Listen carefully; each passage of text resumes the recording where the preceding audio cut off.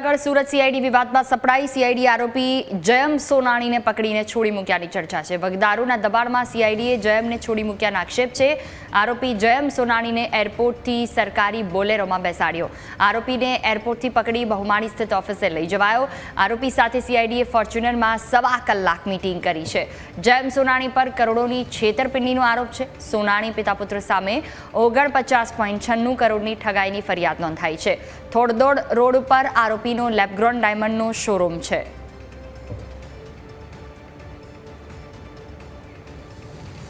વધુ માહિતી સાથે સંવાદદાતા અમિત અમારી સાથે જોડાયેલા છે। અમિત, 1.25 કલાક સુધીની ગાડીમાં મીટિંગ શું સૂચવે છે? કોઈ અપડેટ સામે આવ્યું?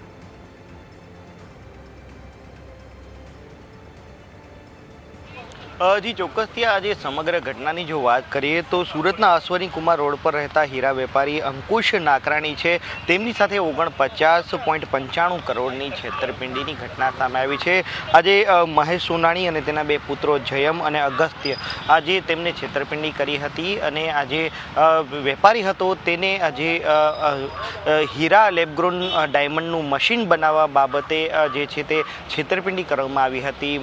એક મશીન પેટે 2 કરોડની રકમ પડાવાઈ હતી અને આવા જ એક 15 થી 16 જેટલા મશીનો ઉપરાંત મશીનમાંથી પ્રોડ્યુસ થનારો માલ જે વેચાણ થયો હતો તેના પૈસા ન આપીને આટલી મોટી છેતરપિંડી જે કરવામાં આવી હતી।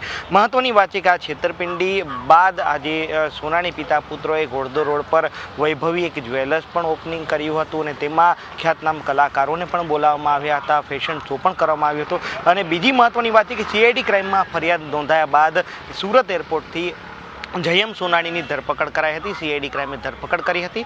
જોકે જયમને એરપોર્ટ પરથી આજે સરકારી બોલેરોમાં લઈ જવાયો હતો, પરંતુ બહુમાળી પહોંચતા જ આ જયમ છે તે ફોર્ચ્યુનરમાં જોવા મળ્યો હતો। એટલે કે પૈસો મારો પરમેશ્વર, હું પૈસાનો દાસ, આ જે કહેવત છે તે અધિકારી ઉપર બંધ બેસતી હોય તેવું લાગી રહ્યું છે। કારણ કે આરોપી છે, છેતરપિંડીનો આરોપી, તેને સરકારી બોલેરોમાં લઈ જવાયો તો બહુમાળીમાં તે કઈ રીતે ફોર્ચ્યુનરમાં પહોંચ્યો તે પણ એક તપાસનો વિષય છે। આ ઉપરાંત 1.25 કલાક જેટલો સમય અધિકારી પણ જયમની સાથે આ ફોર્ચ્યુનરમાં હોવાની એક વિગત સામે આવી રહી છે।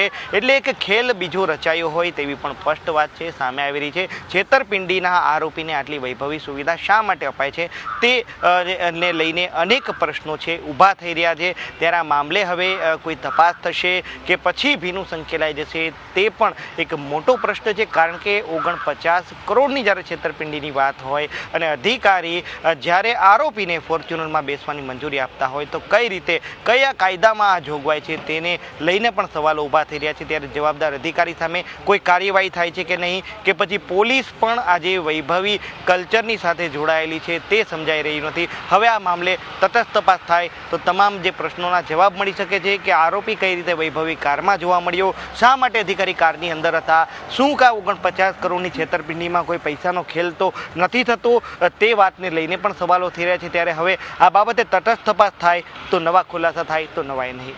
જી।